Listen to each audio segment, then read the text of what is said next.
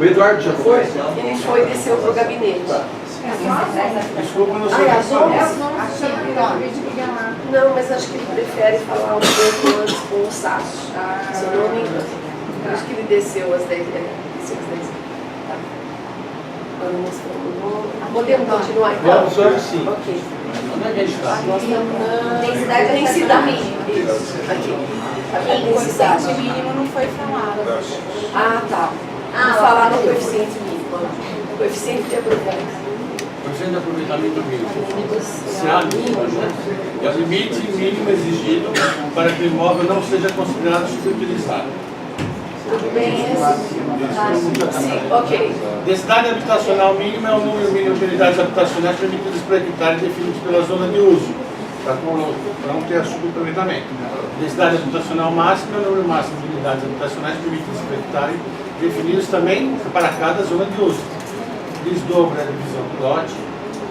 Desnível acentuado do terreno é quando a relação percentual entre a diferença de cotas altimétricas e as distâncias horizontais for superior a 8%. Por que isso está mantido aí? Isso está mantido aí por causa de outras legislações, outros pareceres. Acho que você fala ser perpendicular ou alguma coisa. Porque Sempre foi perpendicular à curva. Mas não A está. palavra. Porque aí vai dar margem, tem cidades que a gente usa que não está, e que a pessoa pega do ponto mais alto que E não está certo. Então, eu acho Pode que colocar só- perpendicular à curva, né? Já. Aceita isso, né? Ok. Isso sempre foi perpendicular à curva, mas realmente teve gente que quis se aproveitar disso. Tecnicamente não existe cálculo distinto que não seja O desnível ele tem que ser calculado Mas perpendicular à como não está curva. escrito, aí Pois você... é. Isso, é verdade. Mas já está escrito até. Não, mas perpendicular à curva, se a curva faz isso, aí não adianta Para você engenheiro, um arquiteto para Ô saber. Marcelo, anota perpendicular à curva. Tá, eu já não sei. Desdobre a divisão de lote. Nível sexual do terreno já foi falado. Diretriz urbanística, vetor de interferência, condicionante à restrição incidente sobre a área, de caráter ambiental, urbanístico, de uso e ocupação do solo e do sistema viário. Nenhuma novidade aqui. Agora você andou, peraí, estou perdido. Edificação horizontal unifamiliar. Todo edifício com altura máxima de 10 metros, medida a partir do pavimento mais baixo até a parte superior da laje de cobertura do pavimento habitável e no máximo 3 pavimentos. Essa é uma figura nova, e ela vai aparecer por várias vezes na lei, que é a edificação horizontal. Ela vai poder ter até 10 metros de altura, e ela vai computar do nível mais baixo ao mais alto. Ela vai aparecer, a gente vai explicando por que ela aparece em outros lugares. Mas pode perguntar. Tem a observação seguinte: eu acho que eu ia complementar o texto e dar uma admissibilidade da edificação ter uma escada de acesso à cobertura. Porque hoje é uma tendência não de Campinas mundial de você fazer áreas verdes na cobertura. E é muito difícil você manter isso se você não tiver uma escada de acesso. Né? Coberto, né? Coberto. Então eu acho que deveria ser integrado isso. Ser admitida a edificação essa escada para fins específicos de acesso, de manutenção. Manutenção e às vezes até para um jardim verde, alguma área. Jardim verde, exatamente. Cobertura verde. Uma cobertura verde. Desde que não. Aí vocês poderiam colocar assim, que a cobertura só da escada. Sim, isso pode ser. Exclusiva para acesso Para acessibilidade. Exatamente. Só que eu tive uma dificuldade de entender como vocês vão saber, porque tem um lugar que fala que só pode ter o terceiro andar se o resto da casa tiver já todos os outros cômodos e tal. Não, isso aí é só Não, isso é só. Mas como vocês vão saber se vocês só aprovam o segundo? No caso que ele optar por sótão, a gente vai pedir completo. Vai fazer Tá? Como isso é feito até hoje. Hoje é feito isso, Margarete. Todo arquiteto que opta por mais o sótão não virou pavimento, tá? Não deixou de ser. Porque realmente o cara estava fazendo 4 andares e estava. Não, Porque a gente não tinha instrumento. completo. E o vizinho ia reclamar, só que a gente não tinha instrumento para segurar isso.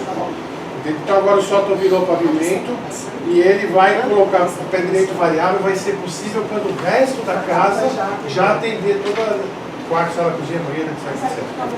E a gente pega o completo nessa situação. Tá? Espaço de fruição pública, o EFP, também é uma figura nova. Espaço interno ao lote, destinado ao uso público. acessível para todos e desimpedido de qualquer barreira física.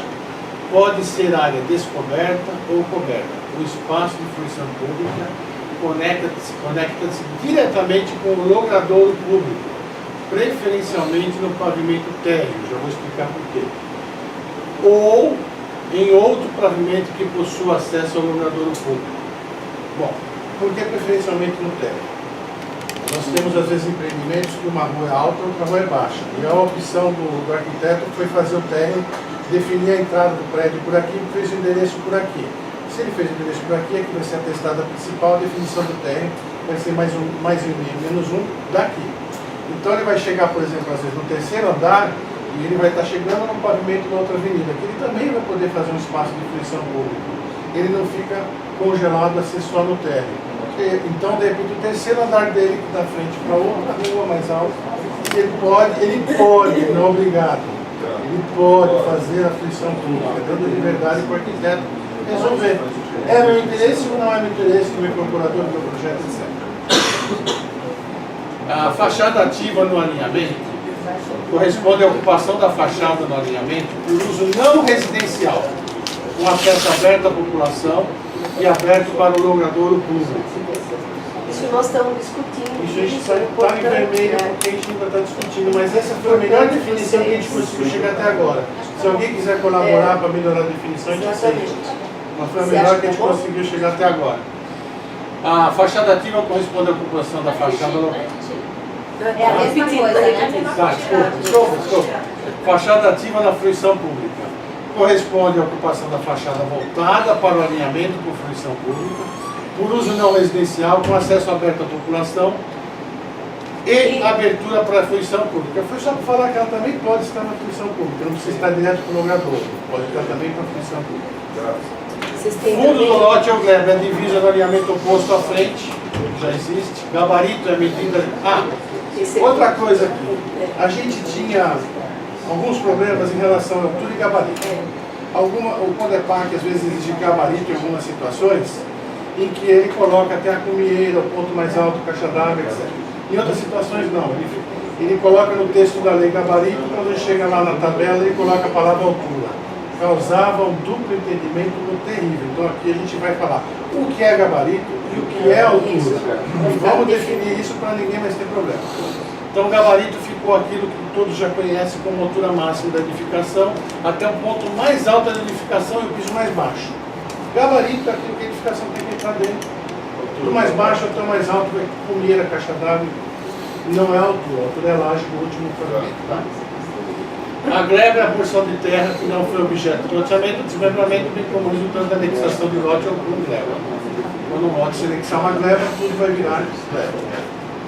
Infraestrutura são as vias de circulação de acesso dotados de vias sarjetas e pavimentação, sistema de drenagem e escoamento de águas pluviais, iluminação pública, rede de abastecimento de água potável, sistema de coleta, afastamento, tratamento, disposição, final de esgoto, rede de energia elétrica e galerias técnicas. Também a 6766 já estabelece. Logradouro público é todo e qualquer espaço de uso comum do povo, mantém o que a 6.031 já colocava. Lote é a área de terra resultante de parcelamento do solo nas modalidades de loteamento, desmembramento, serviço de infraestrutura. Também manteve-se. Lote ou gleba de esquina são aqueles que possuem no mínimo 2 alinhamentos consecutivos. Também havia uma dúvida nisso, quando eles tinham um lote em L e um lote intermediário bloqueando esse L. Alguns queriam chamar isso de esquina, a gente entendia que não, que esquina tem que ser os alinhamentos consecutivos. Né? Porque você tinha 50 aqui, catava um lotinho de 3 ali, já queria que fosse de esquina, não é? Então essa foi uma definição nova que foi introduzida para ver. É aquela dificuldade que a gente tem no dia a dia, que a gente sente falta de algum amparo legal que a gente acabou colocando para. Modificação é a alteração da conformação inicial do lote ou glebas que mantém o número de lotes ou glebas originalmente envolvidos. Pavimento, qualquer plano utilizado de modificação, isso veio do Código de Obras de 2003, sendo que o pavimento poderá desenvolver-se em dois ou mais planos, com a condição que a diferença entre cotas extremas não seja superior a 1,5 m. repetimos o que o código trouxe em 2003 e deu muito certo. Pavimento térreo também usamos no código, não darei esses 2021 porque ele está mais completo. É aquele definido pelo projeto para cada edificação isoladamente, ou em conjunto, respeitando uma diferença não superior ao 1,5 m, acima ou abaixo do nível do térreo, indicando na base de dados cartográfica da PMC. Isso foi introduzido. Onde se tira essa curva de nível? Na base de dados. Hoje todos têm acesso, então, enquanto GIS, ou em planta aprovada, na linha de projeção horizontal da fachada voltada para a testada. Não é qualquer fachada, é a fachada da testada. Mas se manter uma uniformidade, o vizinho faz de um jeito, o outro, vamos uniformizar isso. Será permitido o movimento de terra ou a colocação de subsolos necessários para a colocação do térreo no nível do elevador público de acesso à edificação. Também isso foi trazido pelo código, porque às vezes eu tinha um terreno em desnível muito grande e o meu térreo ia ser localizado aqui. Não, eu quero colocar o térreo no nível da rua. Eu não quero passar pela rua e ver o quarto andar do prédio, eu quero ver o térreo. Então, isso no Código de Obras em 2003 trouxe, que foi o Sibuscom até que sugeriu lá naquela época, ou outras entidades, não me lembro, e isso foi mantido. Isso não é uma novidade, isso foi mantido. Mas, não, eu só queria fazer uma colocação, já que você puxou alguns itens da lei de início, de obras, e é muito importante nessa definição de térreo a parte do térreo inferior, que é a acessibilidade para você dar manutenção em viela sanitária. Inclusive, isso é uma exigência que o Sanasa sempre incentivou. Quando você tem um terreno invisível, você acaba não aterrando a viela, você cria uma área livre e você tem que ter um acesso para ela. Isso está regulamentado, inclusive, na lei de início, Código de Obras 93. Você acha que ela deveria entrar aí? mas ela não está com área descoberta? Não, Ela é coberta, ela é um buraco. Você faz uma laje em cima, você tem que ter um posto de visível acesso. Exatamente. E como você você só tem- pode aterrar 1 metro. Você lembra que artigo do código não é isso? Está na definições de... Eu acho que deve estar na parte de térreo, eu te Não, passo. tá, Eu já anotei também, a gente vai dar uma verificada. E quando tiver sobressalvo de garagem, que agora vai poder ter as garagens livres, os andares não vão contar computados, meu primeiro andar de garagem vai chamar térreo? não, vai chamar primeiro andar. Tudo que está acima do térreo é andar. Não. Vou repetir. Primeiro nível de garagem, se estiver no nível do chão, vai chamar térreo? Sim, É o acesso da o térreo é edificação. aquele definido em projeto pelo autor, pelo arquiteto, né? É que parece óbvio, mas em outras cidades, por exemplo, da época eu faço 3 níveis de sobressolo e meu térreo está em cima do sobressolo. Não, você pode definir, você vai definir o... Porque aqui nasce o prédio nasce no térreo. O que tiver para cima andar, o que tiver abaixo do solo. E o térreo tem uma... Agora, como você vai ocupar esse térreo, se é como era ou não, aí é diferente, mas ele vai ser térreo, porque ele vai obedecer a questão da ocupação dele no terreno, na curva de nível voltada para a fachada. Mas aí quando você é professor térreo, se eu faço o meu primeiro, meu nível de chão, Tá. com garagem, não entra no meu computável, Tá. porque ele é só garagem daquele meu prédio. Sim, perfeito. E ele não precisa de afastamento, de acordo com O seu TE vai ser computado o térreo, aí você vai ter que resolver o projeto Ele disso. vai ser... Porque o térreo é que vai ser o TE. Não. Se você optou por fazer um térreo para garagem que ocupe quase todo o terreno, esse vai ser o seu Aí vai ser o meu TE. térreo. Você vai ter que recolher em Mas, por exemplo, o pedestre entra por outro. Aí é uma questão que vai ter que ser A resolvida gente em pode projeto. fazer são guaritas junto ao alinhamento que tem... Só de acesso vertical. Só de acesso vertical. Elevadores, tá? Na verdade, me parece que o primeiro andar seria o que seria o térreo. Como já é hoje. Hoje, onde já existe o lençol freático, você pode jogar para cima, mas o térreo continua sendo térreo, mesmo que ocupado por garagem. Continua sendo Então, seu mas aí ele térreo. vai entrar com terra. Gigante. É que não tem mais a... É que não tem mais o térreo, entendeu? A gente manteve o térreo justamente porque algumas definições que estão sendo mantidas aqui é por causa de outras legislações. De repente você tem uma definição de impacto que fala taxa de situação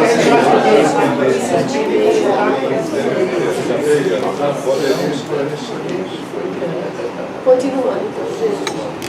Preliminaridade visual é a condição de permitir a interação visual entre o lote e a gleba e o logrador público, seja no alinhamento do lote ou gleba, ou em plano recuado, com ou sem anteparo visual. Profundidade do lote é a distância entre o fundo e a frente e o fundo do lote, ou gleba. Se a forma do lote ou gleba for irregular, adota-se a profundidade média.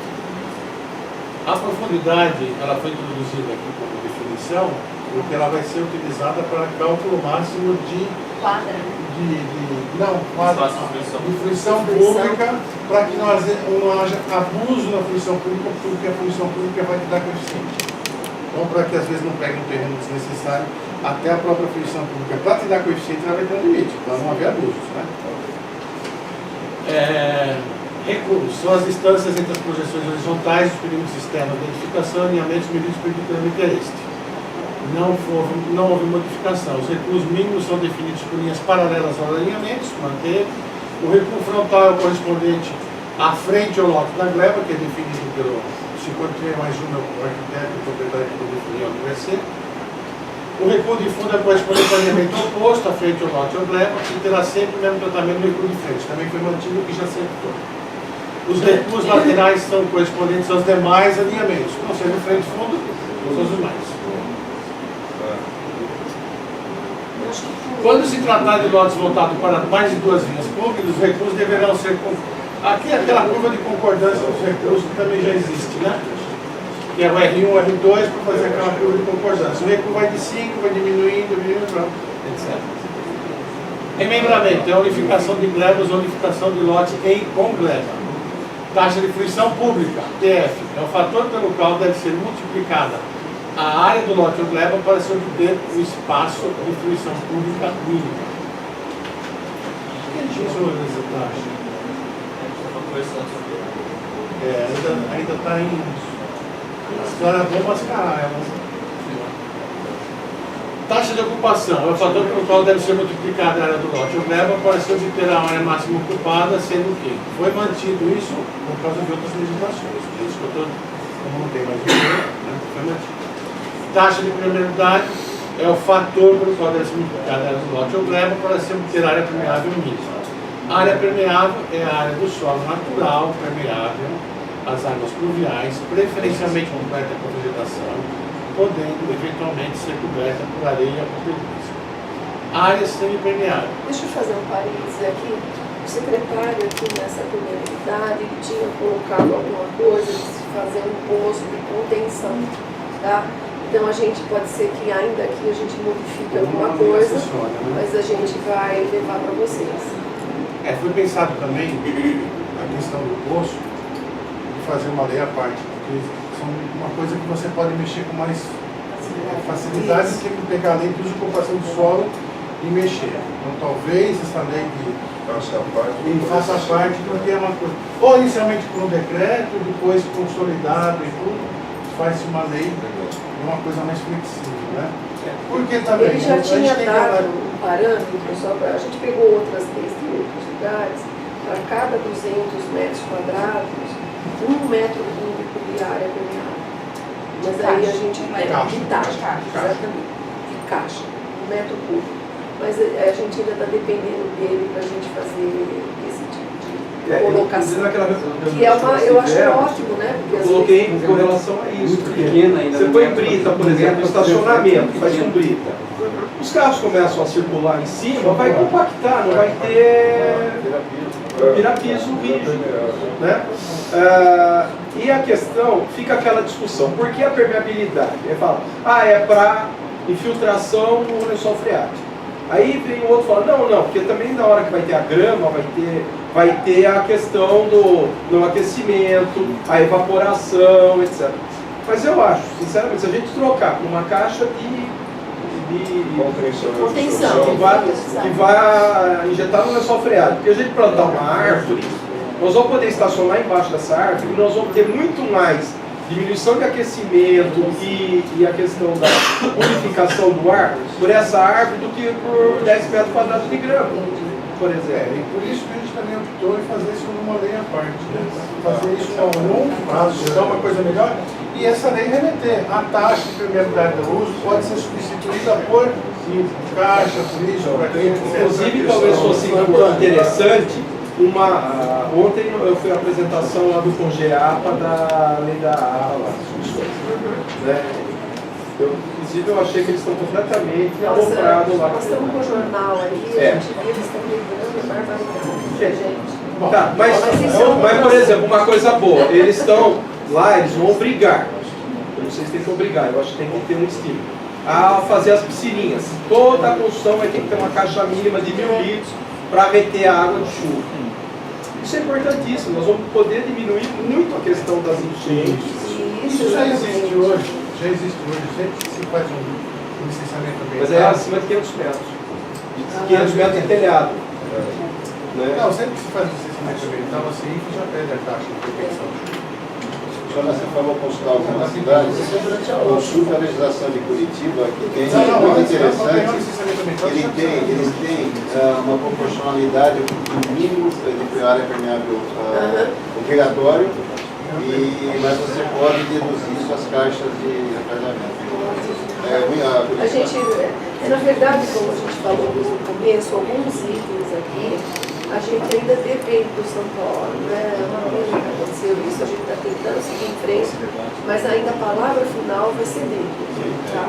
O que a gente sugere realmente é que esse item da permeabilidade e as outras opções de permeabilidade sejam uma lei à parte, para você ter, porque você mexer na lei de ocupação, para acertar um metro quadrado por metro quadrado por hora, vai depender de permeabilidade. Não só Tem uma questão. então isso a gente entra nos licenciamentos. Essa coisa do meio exato. Aqui ele deixou só a taxa de permeabilidade, que tem o plano diretor, etc. E numa lei nova, que venha substituir essa taxa, a taxa de retenção, a taxa de infiltração, outros materiais, uma lei mais técnica, porque é uma área mais técnica, não é tudo que é ocupação do solo. Porque você não absorve um lugar que absorve a água numa velocidade, você tem outro lugar que absorve a água do outro. E tem uma outra que você pode fazer a caixa lá, encher de água, o solo não vai absorver. E o outro só não vai chupar aqui numa hora. Então essa parte mais técnica não devia estar na lei de ocupação do solo. Esses são dados técnicos. Eu também dei exemplo para vocês, está se usando em muitas partes do mundo, os jardins de chuva. Em vez do canteiro ser alto em relação à rua, o canteiro é relaxado em relação à rua. E parte da água que escoa pelo meio-fio vai para dentro desse canteiro. E esse canteiro é projetado, uma caixa de 1,5 metro de profundidade, uma parte de areia. Antes de vir a terra orgânica, que é uma terra também mais misturada com areia, ele vai manter aquela água vai filtrar. Então isso também ajuda a ter infiltração no lençol freático e ajuda a diminuir a questão das enchentes também.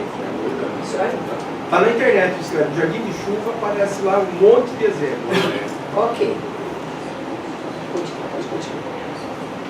Tolerância. São as divergências existentes no cadastro municipal de Campinas, certidões de matrículas emitidas no cartório de imóveis, os projetos topográficos de imóveis e os projetos de anexação, subdivisão, modificação de lotes ou greves.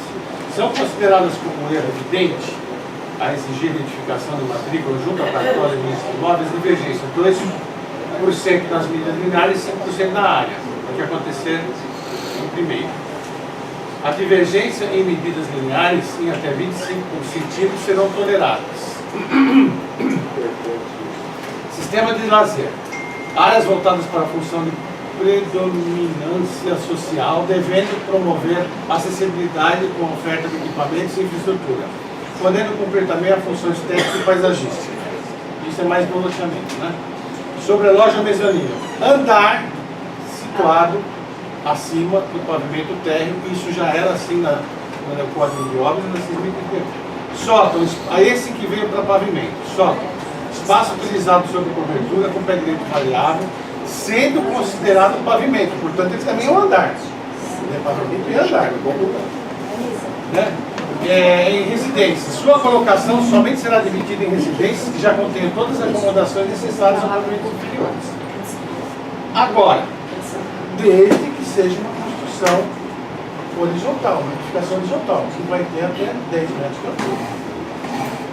Subsolo ou pavimento inferior, qualquer pavimento situado abaixo do pavimento térreo, sendo vedada a solidificação em caso de necessidade de rebaixamento lençol freático. Isso é um pedido específico do secretário.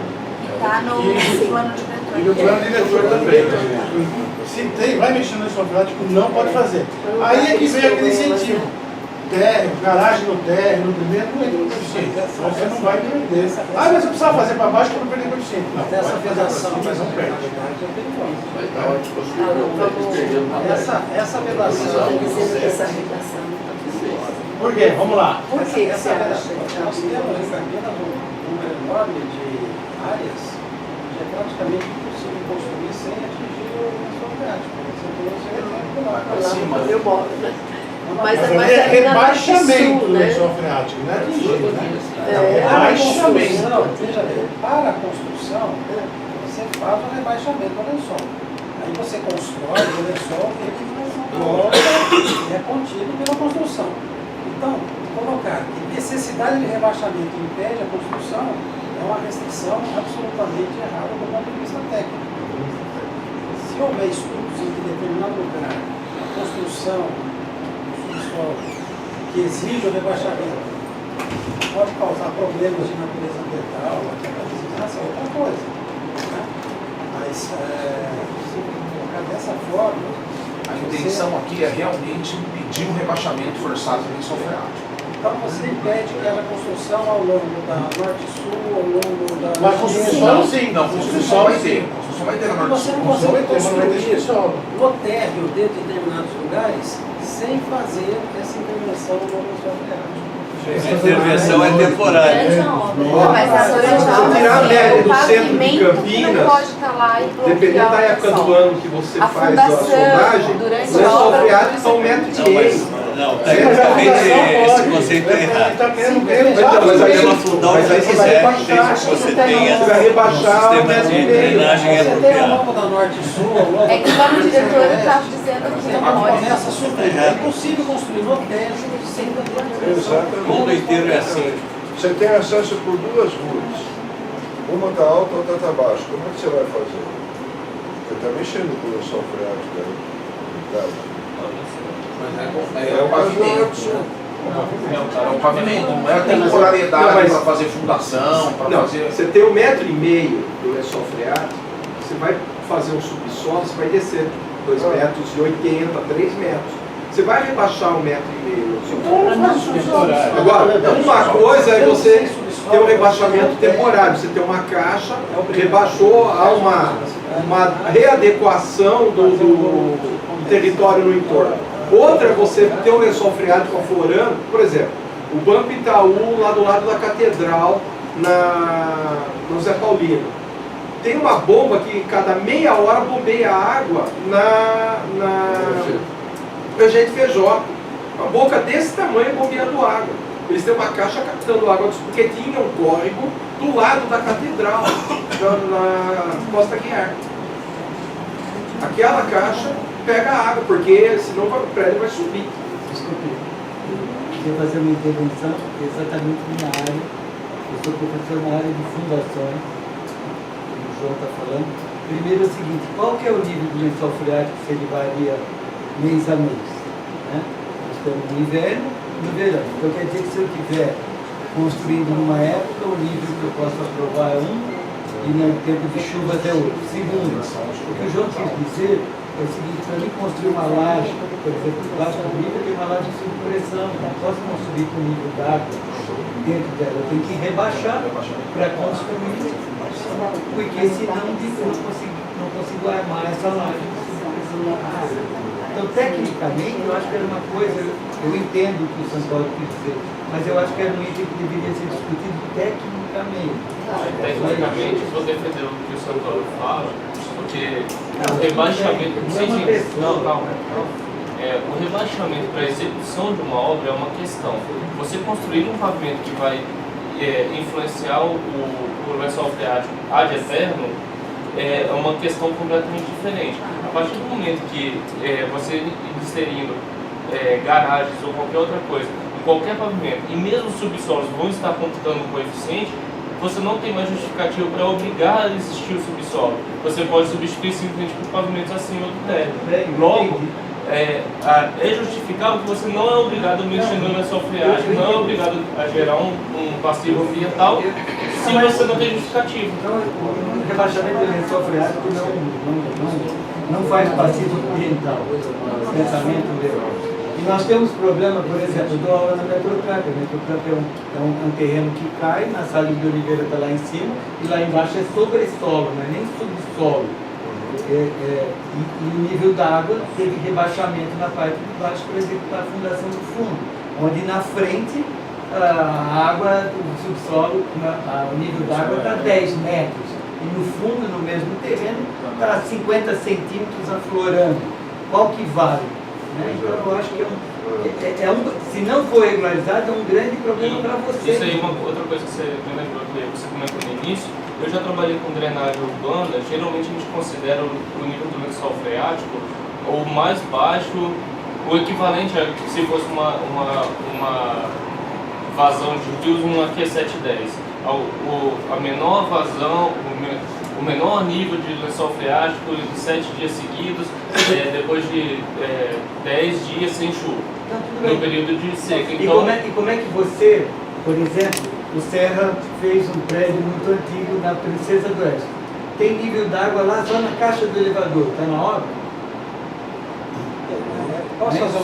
Só a caixa está abaixo do nível d'água.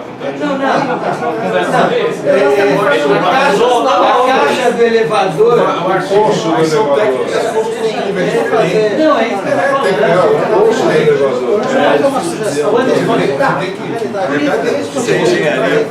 O poço está na água? O elevador desce na água? Quando você vai no teto, você vai com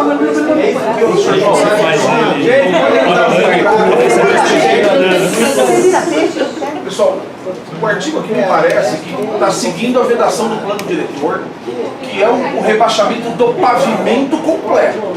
A caixa do elevador abaixo vai poder rebaixar o lençol, as fundações vai poder rebaixar o lençol. Eu estou falando que devia ser melhor. Melhor que Deixar mais claro. mais claro. Para não evitar interpretação pessoal. Se é no verão, se é no inverno. Como é que você define? Tem Campinas, tem variação de nível d'água a 2,5 metros, tem essa variação. Tem menor nível. Considerar o menor nível. Vamos então continuar.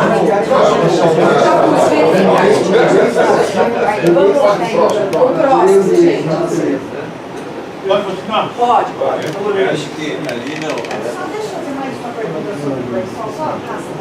Como a gente tem as áreas que a gente sabe que tem problemas de lençol freático, Açores, Maia, Chile. Isso.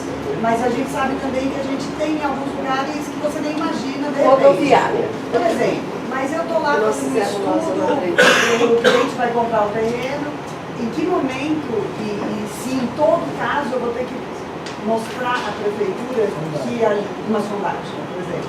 Para aprovar projeto agora, eu tenho que levar a sondagem, eu estou com o terreno na Paral. Então, mas vai ter que apresentar a sondagem.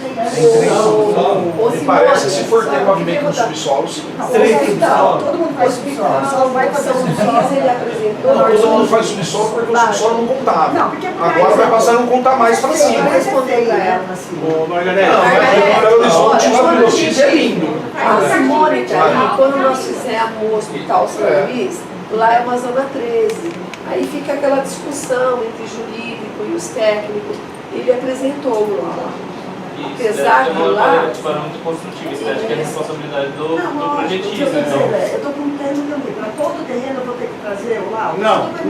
Você é responsável pelo que você está fazendo. Cambuí 3 subsolos. Você vai ser responsável pelo que você está fazendo. Se você for construir um terreno numa área que tradicionalmente não tem lençol freático e você lá na sua sondagem encontrar, você deve mudar o seu projeto para que isso não aconteça. Eu acho que tem que ser por aí. Porque se durante a obra o meio ambiente passar lá e verificar que isso não foi atendido, aí a coisa pode complicar. Se nós estamos definindo o que é pavimento onde é que está o Ali, Subsolo ou pavimento? subsolo ou pavimento inferior? subsolo ao pavimento? Nós estamos definindo o que é.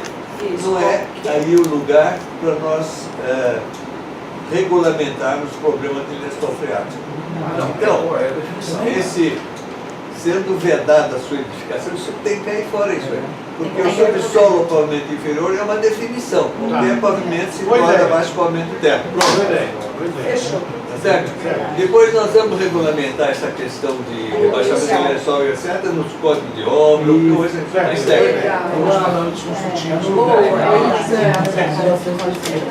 Continua. Pode ser até junto dessa caixa de obstrução. Isso, é verdade. Pode. Eu estou testado ao freio do lote. Testado ao freio do lote.